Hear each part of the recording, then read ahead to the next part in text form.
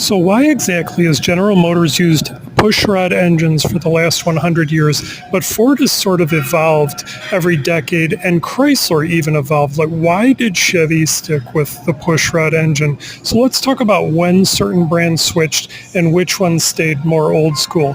Now Chevy stayed old school with the V8 and the V6. They have pushrod variants of the small block V8 and the V6 dating as far back as 1954. Now in 1978, they chopped off two cylinders and came out with the pushrod V6, which is actually still being made today along with the V8 engine.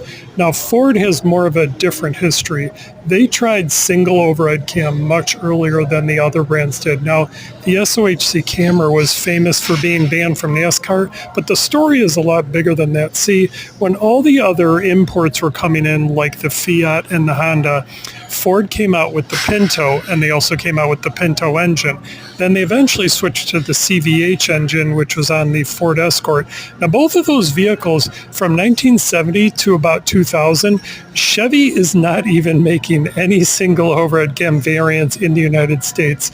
Now Chrysler waited a little longer. In 1993, they came out with their own version of their SOHC, and in the 80s, they developed a partnership with Mitsubishi, which was called the Diamond Motors Alliance, which was in Normal, Illinois. I've actually owned two vehicles with the Mitsubishi SOHC engines.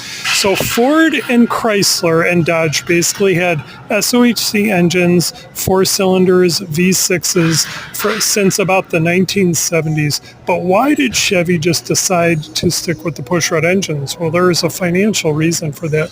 See, a lot of people think that Chevy sticks with pushrod engines because it's more old school and that's what everybody likes.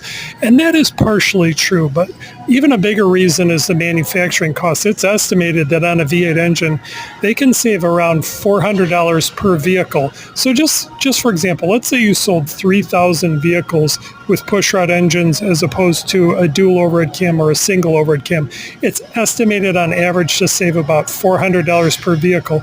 Now that doesn't even consider with inflation. That's just an average. So yes, Chevy likes the old school pushrod engines, but I do kind of have more respect for Ford and Chrysler for going with single overhead cam in the 90s. So the Mustangs and the Explorers and a lot of the Ford vehicles, Crown Victoria transitioned to single overhead cam in the 90s.